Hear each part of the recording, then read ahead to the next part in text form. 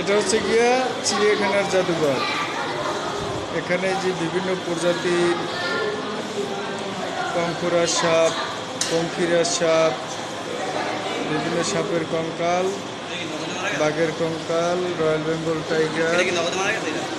কোনটা? না, অনেক আগে মারা গেছে। এই যে সুন্দরী এক রমণীয় আছে এর বাচ্চারা। এই যে দেখা যাচ্ছে কুমিরের কঙ্কাল।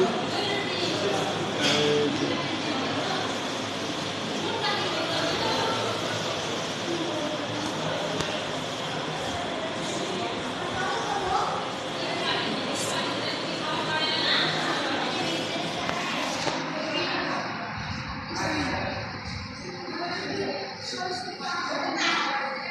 আসো আসো আসো আসো তন্ময়।